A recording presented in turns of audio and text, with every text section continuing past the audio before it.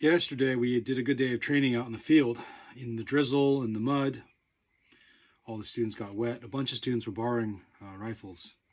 And today, after getting some sleep, I'm just quietly cleaning them up and oiling them down and preventing rust. It's been raining, quite a bit lately.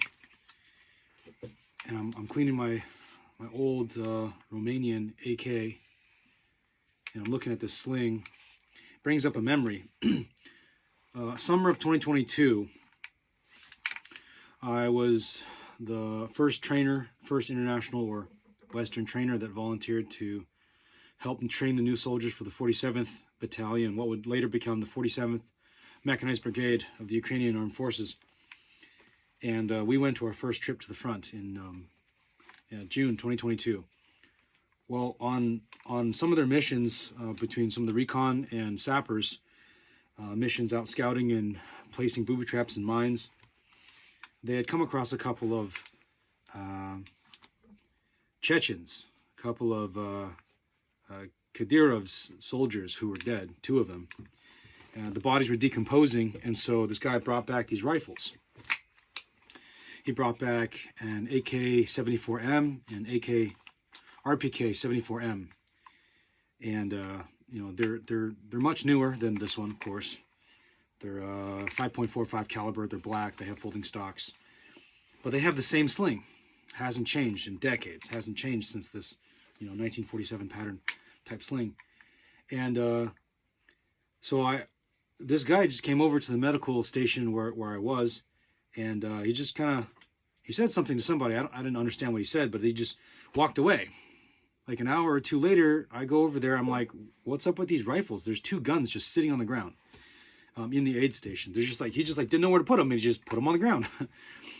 And then so I asked some of my friends, I'm like, who were in the aid station, and I'm like, whose rifles are these? And they're like, oh, those are Russian weapons. I'm like, these are our weapons now.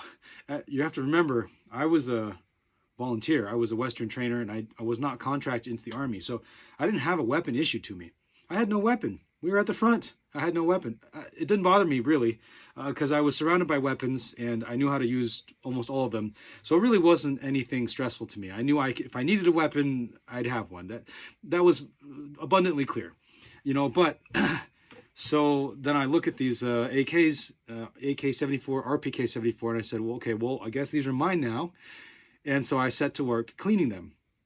And this soldier who was in the headquarters section for that company that I was with, first company, he helped me. His name is Potap, and I was just learning how to read Ukrainian, so I was like a child. Like I'd read his name tag and like Potap. Anyways, so that's why I remember his name really well. He and I sat down and we scrubbed those weapons and we cleaned them and we cleaned them and we cleaned them, and they were sparkling. They were brand new, but they had a little bit of dead body on them. So the weapons were totally clean. And like I cleaned out the magazines and like took them apart, and they had been kind of sitting, some of the magazines had been sitting in some fluid, and they had like maggots and blood and stuff congealed in the bottom of the magazines. And I had to clean all that stuff out. But it was the sling. The slings had been around the soldier's neck when he died, or both of them probably, and they were just in the stench. And the cotton canvas, and so these are damp because of the rain. And today, as I was cleaning this thing, I'm feeling the cotton canvas, the damp canvas, and I'm cleaning this thing, and I'm just thinking, man, we spent hours scrubbing those two weapons, spick and span. And I was like, I have myself a new RPK. I'm going to take this. Like, this is my RPK. You know how expensive a brand new RPK 74M with a folding stock and those 45 round like rib magazines would cost in the United States? That would be like a $12,000 machine gun. And I'm like, this is mine. I'm going to keep this. And we scrubbed and scrubbed and scrubbed, but we could not get the smell out of the slings. Those slings just had that stench of dead body. And finally, I tried really hard, man. We soaked it in everything. We scrubbed it with hand sanitizer. We did everything we could to scrub them clean with whatever we had. And finally, Potap, he just threw them away. He took them off. He threw them away. I must have wasted an hour just cleaning the slings alone. He's like, we'll get new ones. So I just pulled some straps off of some other bag I had and rigged it up. And so for a couple days, I had an RPK 74. And then this guy who is the head of the basically the sappers, kind of the senior sapper. He came over. He's like, "Oh yeah, that's my RPK. I'm gonna take that. This is my trophy weapon." So he took it. His name was Krim, meaning Crimea, meaning he was from Crimea, and so that was his nickname, his call sign.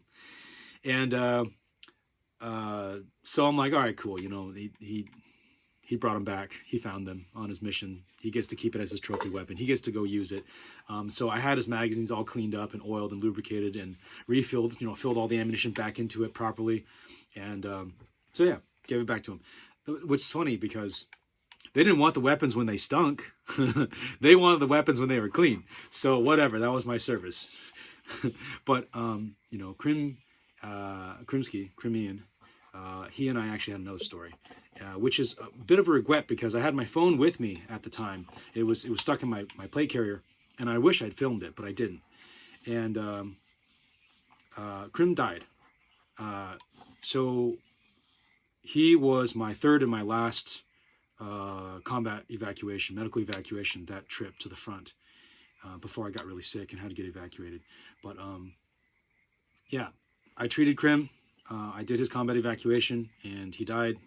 Not in my care, but after amputation, after surgery. He had, well, I'll tell you the story later, maybe. I'm not really ready to tell it right now. But anyways, just a funny story about the wet cotton canvas slings.